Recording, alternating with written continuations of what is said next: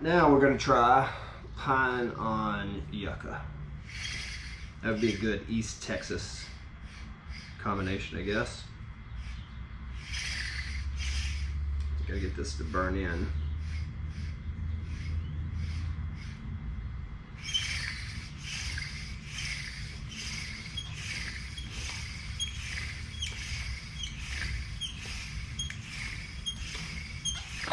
Woo! Jumped out of that notch. I may have to turn this away from me again, just so that it doesn't jump out of that notch at me. I can see the dust building. Getting some smoke.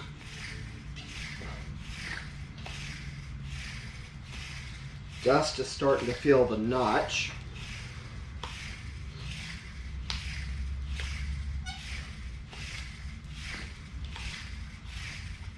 Giving a little bit more downward pressure.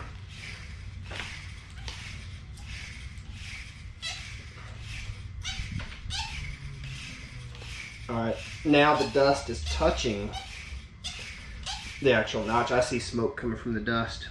That was pretty good. That's a good combination. What I wanted to show, man, that's really burning. That's a good combination. This was a really dense yucca. Really dense. And it might actually be Solto, because some of that got mixed in with my yucca. Super dense. Worked really well as a fireboard. Okay, let's talk about some other things that I've kind of learned along the way here. You don't want your spindle to be too smooth. So you see where I kind of roughed it up as I went up. So even if you don't have one the right size, you have to carve it down to the correct size. You can grind this off against a stone if you have it. The one thing that I want to talk about is the distance here from the bottom of the spindle to where the weight comes down.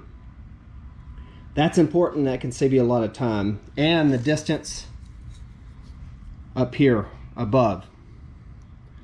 The main issue here is if you have a really long spindle, and since they are at a premium and you don't want to sacrifice the spindle itself, like you have more than enough, but you don't want to carve off too much, and you want to use that longer spindle, what I recommend doing is bringing the weight down but keeping it further away from the end. That also gives you clearance so that you can put your feet on the fireboard and hold it in place and not have to worry so much about your spindle coming in contact with your feet. So by keeping a longer spindle, you can bring it down, keep more distance here. You might even be able to get away with 4 or 5 inches here. Right there, that's probably about 3.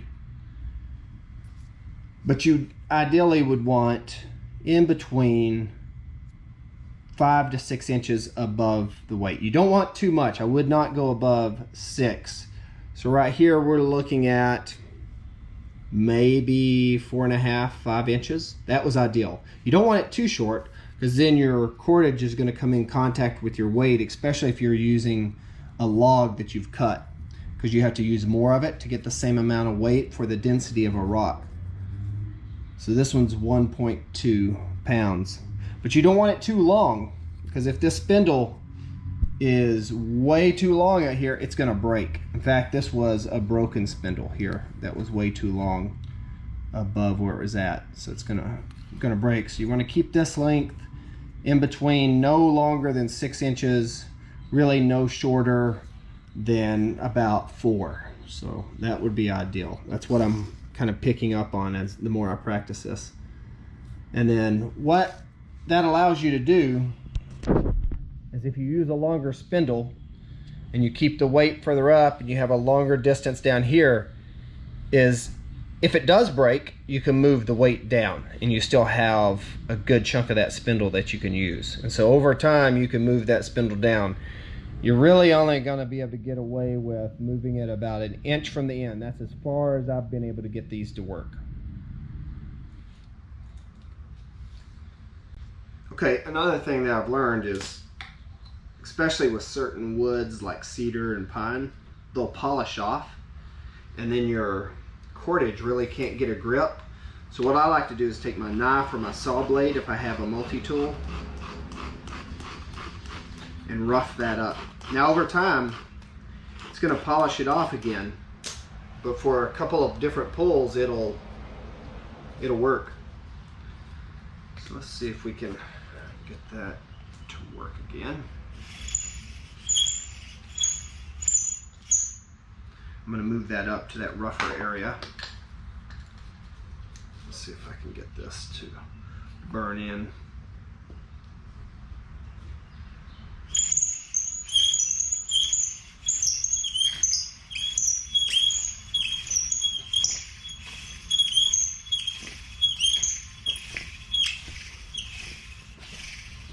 Okay, I'm starting to see some dust build.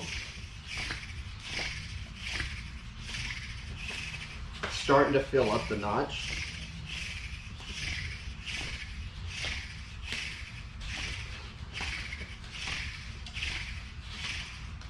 Not quite touching the spindle yet, but it's getting there. Oh, I've already got one. It was touching the spindle. So this yucca, if it's yucca, it could be Solto. Could have got mixed in with my yucca because it's really dense. And pine combination are a really good combination. Just as good as yucca on yucca. So if you're having trouble finding a good spindle and you're in an area with pine, plus it's going to give you access to lighter knot. If you've never seen the lighter knot, it's that resinous piece of wood that has a lot of resin in it, a lot of turpentine, what they make turpentine from. And that can be used to take a spark, to extend a coal. It'll burn even when wet. It'll burn really black, sooty smoke off of it. So that's another good thing about pine is lighter knot, fat wood. It's called a bunch of different names. It's where the Tar Heels got their name from, because when that turpentine and that pine got burned off, creates that black soot all over the ground, and you would get almost tar on your heels from walking through it barefoot or even in boots. All right, so pine, yucca, or Solto. Let's clarify this. A really dense piece of yucca or Solto. Solto looks like yucca. It's a different plant, but it is super good for making fires because of its density, and it just has a really low ignition, even lower I think than yucca.